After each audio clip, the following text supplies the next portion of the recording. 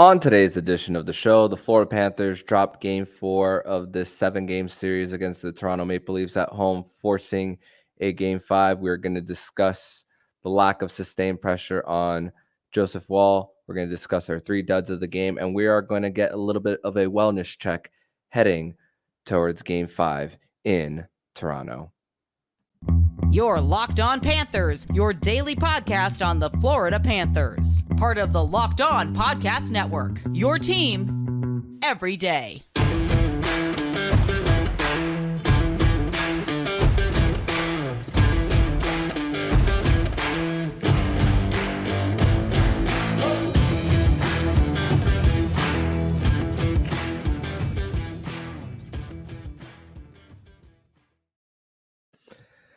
And welcome into this Thursday, May 11th edition of the Locked On Florida Panthers podcast, part of the Locked On Podcast Network, where it's your team every day. Thank you for making the Locked On Florida Panthers podcast your first listen of the day. I'm Armando Velez. You can follow me on Twitter at Monoman12. Follow the show account on Twitter at LO_FLA Panthers and on Instagram as well at LO_FLA Panthers.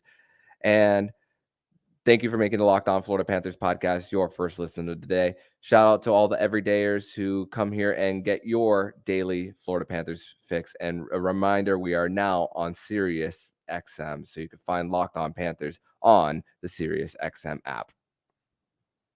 So the Florida Panthers, this was a great opportunity for them to, I'm going to finally say the word, something I haven't said in my previous 2 episodes. This was an opportunity for the Florida Panthers to sweep the Toronto Maple Leafs. And I didn't say those words due to code reasons and not wanting to jinx anything for this Panthers team and just wanting to get one game out of the way so that the Florida Panthers could get some rest. But the Florida Panthers, they fall behind. They cut it to 1. Sergei Bobrovsky was outstanding in this one, but it just wasn't enough for this Florida Panthers team to come out with a win. And now there is a Game 5 in Toronto on Friday night at 7 p.m. But we do have a special guest on the show today for this edition of the Locked On Florida Panthers podcast. He is from a podcast where sometimes they do talk about Panthers hockey, but sometimes they don't. It is 1/3 of the Panther Pourri podcast, a Florida Hockey Now podcast. Jacob Langsam. Jacob, welcome to your debut on Locked On Panthers. Yeah, thank you very much for having me, Armando. It's a pleasure to be here for the first time. Yeah, rough game. I was actually able to be there tonight. And you could kind of tell from the jump that it was just the Leafs were in lockdown mode. They were very much in lockdown mode, played a phenomenal defensive game, I will say. I've got to give them credit where it's due. It wasn't just that the Panthers played poorly. It was that the Leafs really did a great job shutting them down. Not a lot of second chance opportunities for the Panthers. Plenty of second chance opportunities for Toronto. I tweeted out before the game, don't let Joseph Woll become a story. Because if you let Joseph Woll become a story, you're just going to give the Leafs something to feed off of. And I don't think Woll had the best game because Toronto was able to prevent him from having to work too hard. And that's kind of where that game sits for me.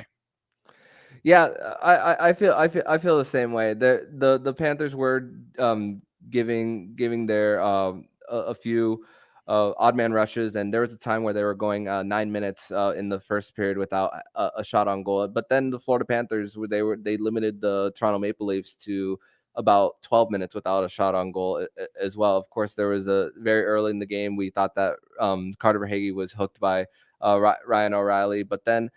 But also, even in the beginning of the game, I mean, the Toronto Maple Leafs were chipping out of the zone, and there wasn't the defensemen were quick to getting to those pucks, and the Panthers were quick to enter into the offensive zone early. But we didn't really see that too much towards the middle and even the end of the game, especially in the middle frame. That's where really the Toronto Maple Leafs really started to really get their feet going. I mean, the middle of the ice was closed for the most part for the Toronto Maple Leafs. Like you said, Joseph Woll didn't give up so many second chance opportunities. Unfortunately, the Leafs finally they got their power plays. So as much as they were complaining in game 3 about not getting a power play opportunity, they got 3 of them on the night. And, it's an unfortunate balance with what happened on William Nylander's goal. It goes off the referee, and then William Nylander is there to get it backhand off the post and off Bobrovsky. But Bobrovsky, man, what a game for him. You cannot pin this game Absolutely on not. Bobrovsky whatsoever. Absolutely not. Like you said, that first goal, that Nylander goal, that was a fluke. And yes, flukes happen, and unfortunately, flukes are magnified in the playoffs. But that goal was a fluke. That was not something that Sergei Bobrovsky should be blamed for. And that power play goal, you just kind of knew it was coming by the time it came. And again, really not much Bob could do on that. I don't really place a lot of blame on him for either goal. And for any of our crossover listeners, you know that I'm very quick to blame Bob. But no, nothing about tonight was his fault at all. Yeah, and the second goal where Marner scored with a great screen by Ryan O'Reilly. Unfortunately, the fourth line was on the ice for that very pin in their own zone. Bobrovsky loses his stick. Gudas was trying to get it back to him, and then Marner from the point scores through a lot of traffic. And listen, the Toronto media was very loud for the core 4 of the Toronto Maple Leafs on the lack of goals that were scoring. Apparently, there was a stat out there that it was $10 million per point that they had in the first 3 games. I'm like, yikes! When you look at the amount that the core 4 is getting paid there, and also I felt like the Panthers, a lot of times in this game, it was a lot of one pass too many when it came to their opportunities of not making the extra of making that extra pass and not being selfish enough when driving into the zone and giving an opportunity. I mean, there was a chance where Anthony Duclair was entering the zone, of course, waiting for Montour as the trailer, and I was thinking, Duke, give yourself an opportunity to shoot maybe a pass off the pads and all that stuff too for a rebound opportunity, and that's really. Again, we said it at the top, the lack of rebound opportunities that the Panthers had on the game. It was those. It goes back to also one pass too many. Yeah, and there were a few unfortunate coulda, shoulda, wouldas also for the Panthers. I want to highlight that Carter Verhaeghe almost goal at the end where Luke Schenn just had that reach right out. Phenomenal defensive play by Luke Schenn. Right. And that's the kind of play that I mean when I say like the Leafs were just in lockdown mode and they did such a good job preventing the Panthers from having those grade A scoring chances. You know that if Carter Verhaeghe gets around Luke Schenn there, that's a tie game. More than likely. It's Verhaeghe, man. That's a tie game. Yep. I'm not even allowing the room for error on that. Verhaeghe sinks that if Luke Schenn doesn't make that play. I'm trying to remember. There was one other specific moment where I felt like there was one pass too many, but it is escaping me a little bit right now. That the Duke wraparound though when he had that partial breakaway. Oh, on Gio. That was a rough one. I mean, there were just so many poor decisions in the offensive end. Such great coverage by the Leafs. We do have a comment that I've seen quite a few times on Twitter already tonight. Better to get the loss out of the way now. If the Panthers are going to lose, better to do it now. I know your buddy Jacob Winans also had a similar thought. I hope I pronounced his last name right. I'm not sure I've ever heard him actually say it. But he had a very similar thought where he said, better the win streak couldn't last forever. Better to get the loss out of the way now rather than like game 1 of the conference final. Yeah, it's funny because he was actually over tonight at my place watching the game. And funny enough, right before the third period started, I asked him, who gets the next goal for the Panthers? He said Verhaeghe. I said Reinhart, and this was when it was 1-0. But unfortunately, the goal came when it was a little too late. That Marner goal, it felt so deflating for me because Bob was doing everything he could to keep the Panthers in this game, and then great touch pass by by Matthew Tkachuk to get it to Sam Reinhart, crashing the net, just trickles in, and it's a 2-1 game. There's a little bit of life, 7 minutes left in the game, but a little too late for the Panthers there. And Barkov got six shots on goal, but again, it wasn't getting to the net.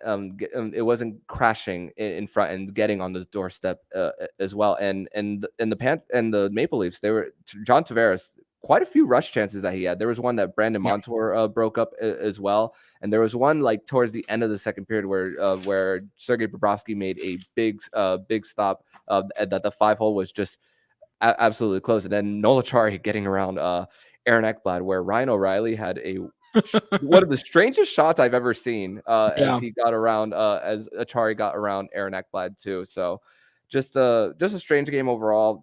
Not one that we've seen, but of course this goes back to one thing: desperation mode for the Leafs, while the Florida Panthers were maybe a little comfortable, I would say, being up 3-0, and then but of course getting that loss out of the way. Right. And I think there is something to that idea. I did kind of think it would go the other way, though, with Toronto having their backs against the wall. The Panthers had the luxury of playing a little bit looser, but I think they may have taken that a little bit too far, like just a little bit too far. Whereas Toronto had to play, they had to play tight, and they were able to keep it up. So the Panthers played a little bit looser than they should have, and the Leafs were able to maintain their desperation without faltering, and that's ultimately what led to the Leafs playing as well as they did. The interesting thing that I also want to point out is the Panthers did win the expected goals battle, according to Money Puck, but I think that had a lot to do with the flurry of chances right at the end. Yes. Because the Leafs were, I wouldn't say they were ever dominating the expected goals battle. They sure did dominate the shot attempts battle, though. Although a ton of blocked shots for Toronto as well. 21-9. That's quite the disparity. And normally I would look at something like that and say, well, yeah, if Toronto had a lot of blocks, that means that they just didn't have the puck. But in this particular case, I'm just pulling up the numbers right now. In just 5-on-5, if we're looking just 5-on-5, the shot attempts were 43-38 in Florida's favor. So I do take it back. The Leafs did not dominate the shot attempts, but for a block disparity of 12, for the shot attempt disparity at 5-on-5 to only be 5, that is a very significant boon for Toronto. Yeah, and when you look at the Fenwick number, how it favors Florida, but then you see the Fenwick number going towards Toronto. That's how you know that they're getting in front of the block, the shot attempts as well, and the shooting lanes being closed for the Panthers as well. So it's very telling when you have that much of a discrepancy. But we're going to transition over to segment number 2, where Jacob and I are going to give if we're going to do our 3 stars of the game, we're going to have to do our 3 duds of the game as well. I'm going to give mine, and Jacob is going to give his as well here on the Locked On Florida Panthers podcast. But first, we're going to tell you all about Game Time. And buying tickets to your favorite events shouldn't be stressful. Game Time is the fast and easiest way to buy tickets for all the sports, music, comedy, and theater near you. With killer deals up to last-minute tickets and their best price guarantee. Forget planning months in advance. Game Time has deals on tickets right up to the day of the event. Get exclusive flash deals on tickets for football, basketball, hockey, concerts, comedy, theater, and more. Game Time guarantees that you'll always get the best price. Finding tickets in the same section and row for less. Game Time will cover you 110% of the difference. Download the Game Time app and create an account and use code LOCKEDONNHL for $20 off your first purchase. Terms apply. Again, create an account and redeem code LOCKEDONNHL for $20 off. Download Game Time today. Last minute tickets, lowest price guarantee. Segment number 2 here on this Thursday, May 11th edition of the Locked On Florida Panthers podcast. I have Jacob Langsam, 1/3 of the Panther Pourri podcast, a Florida Hockey Now podcast, here to discuss the Florida Panthers' 2-1 loss against the Toronto Maple Leafs at home. And let's talk about our 3 duds of the game, because this is a loss for the Florida Panthers. One of them is Sasha Barkov. For me, yes, 6 shots on goal. He was over 50% in the faceoff circle for me. But the fact that, of course, he wasn't consistently crashing the net when needed. Honestly, the second power play, the first power play, great. Second one, a little bit to be desired. Of course, their third one, they got the goal there.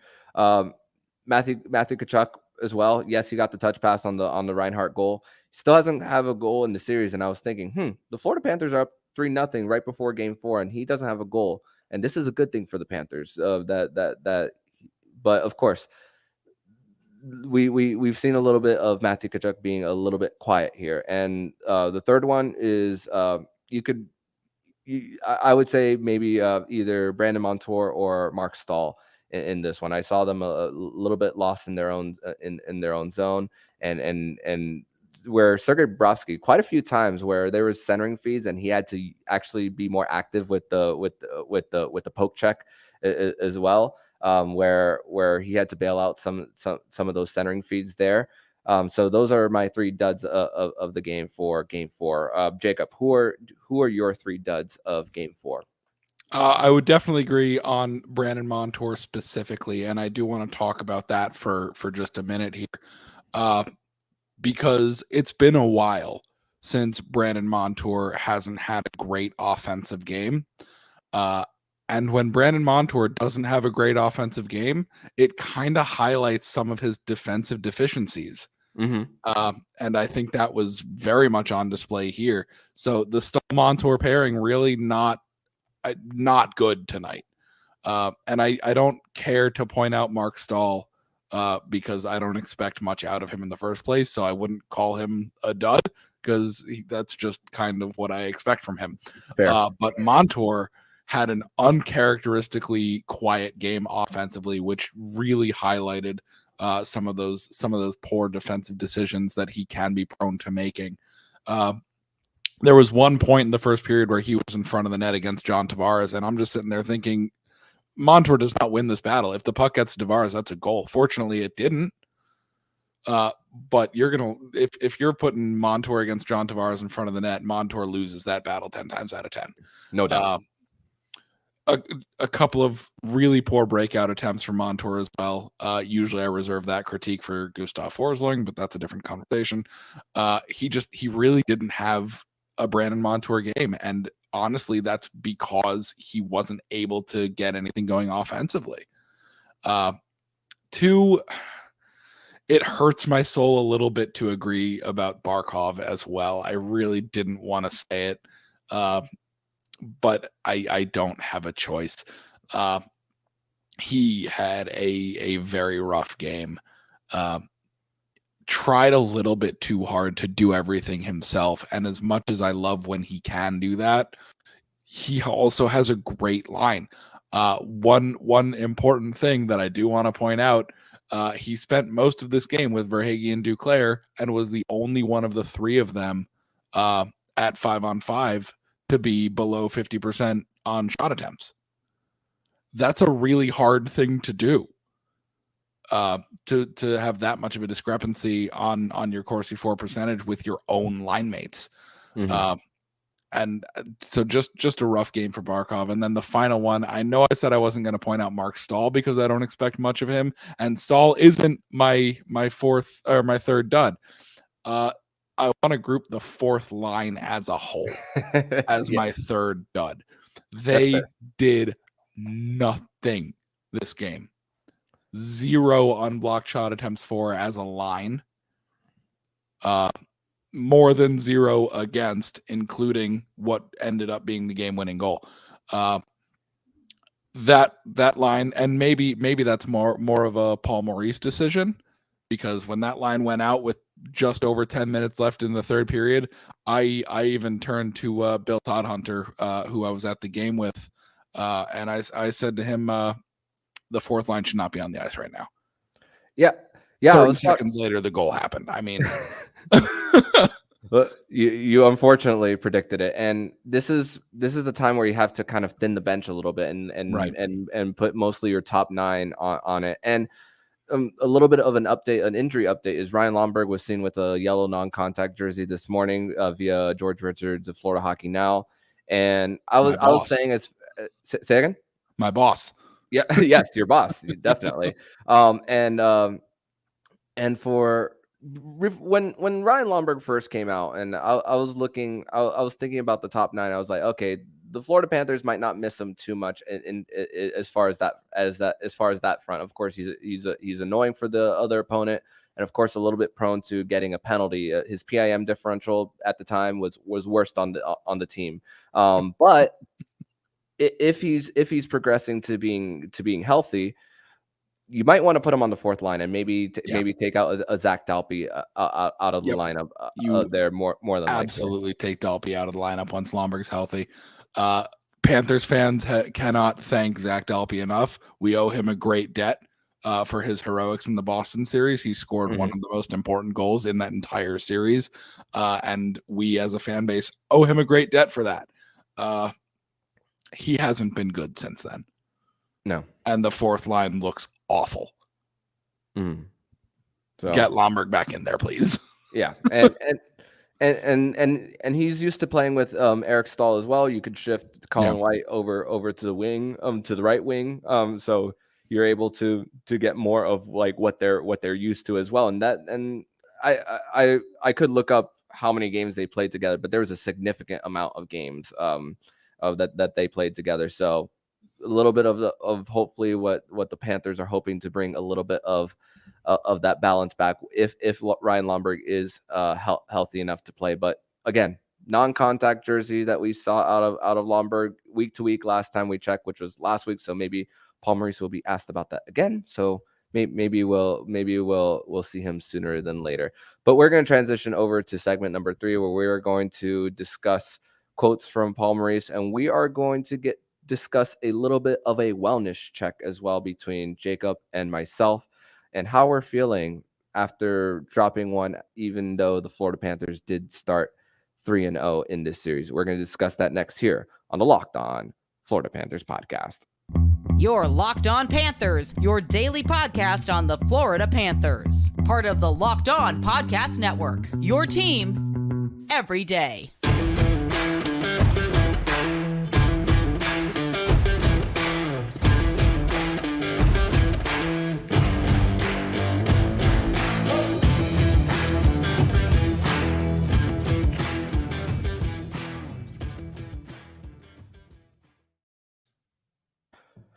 Third and final segment here on this Thursday, May 11th edition of the Locked On Florida Panthers podcast. I got Jacob Langsam, 1/3 of the Panther Pourri podcast, a Florida Hockey Now podcast. And there's one quote that Aaron Brown of the Hockey News had from Paul Maurice about his attitude. And of course, with experience with Coach Maurice, you know, he's not going to show you his cards, or he's not going to show you his emotions. And this is what he had to say today. It happened in the playoffs to everyone so far. We get to play the next one, and we're all good with that. Relax, for F's sakes. Close quote. Even with the loss, I was feeling a little down because I had that feeling, which the title of this podcast is "The Sleeping Giant is Awake," with Toronto getting a win and their top gun scoring.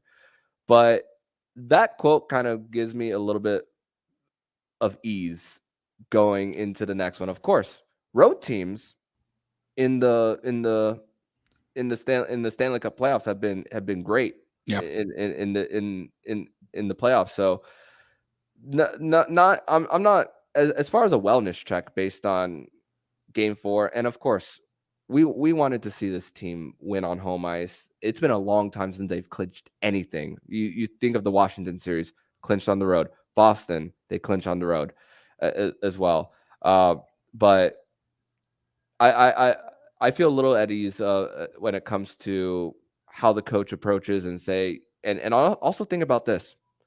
Prior to Game 4, I said this: you have 4 opportunities to win 1. So, how are you feeling after that one? I gotta say, I feel fine.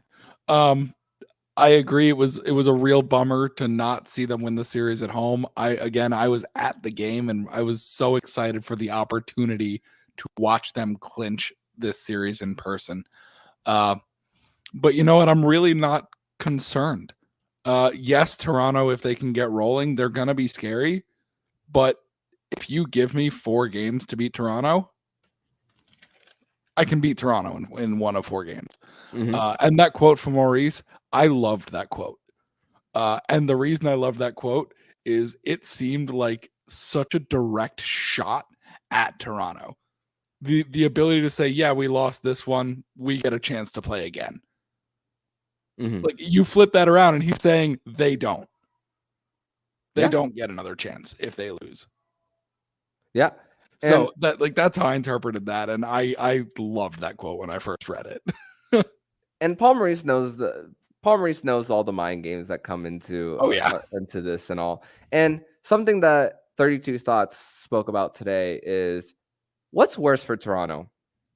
Getting swept where you're not away from your fans, or having the opportunity to come back into your own barn on Friday night and in front of not only Kyle Dubas is, of course, traveling with the team, of course, but in front of the higher ups in your own building, especially after getting that monkey off your back, winning a playoff series. But do you think that it might actually be worse for the opposition to come back home, get the hopes up, and then actually lose at home? It's something to wonder. I don't think so. I think getting swept is the worst feeling. And again, we know that from experience last year. Yes, and we know that from experience of the 96 finals. And getting swept is the worst feeling in a playoff series, because you're so excited. You got there. You're there. Anything can happen. Just win a few games. Anything can happen. And then you don't win any games. There's nothing worse than getting swept. Yes, losing a series in which you are favored in front of your own fans, that sucks. That happens all the time. Mm-hmm. Sweeps don't happen all the time. Yeah, and crazy stat that ESPN brought up with 203 series have been at 3-0 in the history of the NHL. 63% of them have been sweeps. 63. That is actually a number higher than I thought. I thought it was good. If I had to guess, I thought it was going to be like 40 or for a third or 40% of them being sweeps, but 63 of them have been sweeps. And then you put the number 4. You put the number 4 of the ones that have actually come back and won a series as well. Of course, one of them includes the Toronto Maple Leafs in the 40s in the Stanley Cup final. That doesn't count. Yes, because of not many teams were around during that time. So, right. But the 75 Islanders, 2010 Flyers, and 2014 LA Kings. But still, the chances are very unlikely for it to happen for the Toronto Maple Leafs. And I think that the Panthers, and this is the thing with the Maple Leafs, everything the Panthers were doing games 1, 2, and 3 when it comes to their forecheck, that was what the Toronto Maple Leafs were doing, and it's a consistent theme that we were seeing, and now it flipped on its head in Game 3. It was the Panthers who were having the hard time breaking out of their own zone and all.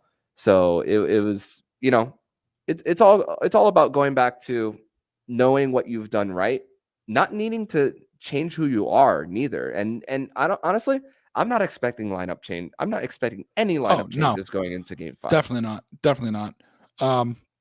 One loss after a 6-game winning streak does not require any shakeups to the lineup. I don't think you change anything until Ryan Lomberg is ready to go. And then all you do is pull Zach Dalpe and put Lomberg in. You don't change anything in the lines yet. Yeah. So thankfully for the Panthers, they of course, it's crazy what happens when you experience a loss in the Stanley Cup playoffs or playoffs of any kind.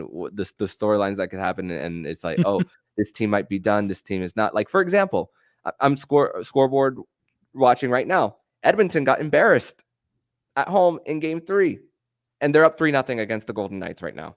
Right. So it just goes to show that momentum, the whole momentum carrying from game to game, is just something that we as fans and media members just create. But the time that's spent away from the ice, the practice, the conversations, the rehab, the watching of the tape does not. And then once you hit the ice, it's and of course changing the setting too, traveling too. It doesn't necessarily carry over all the time. Yeah, Leafs are 1-5 on their own ice in this postseason, and guess what? 2 of those 5 are to the Panthers. Yep. So big opportunity on Friday night to officially clinch the series, and the Panthers already winning 2. A big opportunity to get yet another one, and for the Panthers to get their spot in the Eastern Conference Final for the first time since 1996. But Jacob, I want to thank you so much for joining me on this Thursday edition of the Locked On Florida Panthers podcast. Unfortunately, you came here for a loss that this Panthers team had in Game 4. I wish you came here with a win, because when you invited me on your show, we were celebrating a win. So gotta get you on for a win sometime in the future, my friend. So tell everybody where they can find you online. Sure thing. So you can find me on Twitter at PTPJacob, as Armando has generously included in the little, I forgot what it's called, but thing on the below my face. You can also find me at Panther Pourri, an account on Twitter that I share with my 2 co-hosts of the Panther Pourri podcast, which you can find on Apple, Spotify, Google, or anywhere else that you find your podcasts. We are also on TikTok now at Panther Pourri. So feel free to shoot us a follow over there as well. Awesome, Jacob. Thank you so much for joining, and I will see you next time, my friend. Thank you so much for having me, Armando. And if you like what you're hearing, please subscribe to the podcast so you'll be notified every single time the Locked On Florida Panthers podcast jumps into your podcast feed. Don't forget to also subscribe to the other shows on the Locked On NHL network, including Locked On NHL, Locked On Fantasy Hockey with Flip Livingstone and Steer Roden, and Locked On NHL Prospects. Thank you for making the Locked On Florida Panthers podcast your first listen of the day. And everydayers, make sure you come back for tomorrow's edition of the Locked On Florida Panthers podcast, where it will be a Fairbanks Friday edition of the show, where Nick Fairbanks and myself will be previewing the Florida Panthers Game 5 between them and the Toronto Maple Leafs. So I'm Armando Velez with Jacob Langsam, and you've been listening to Locked On Florida Panthers podcast, part of the Locked On Podcast Network, where it's your team every day.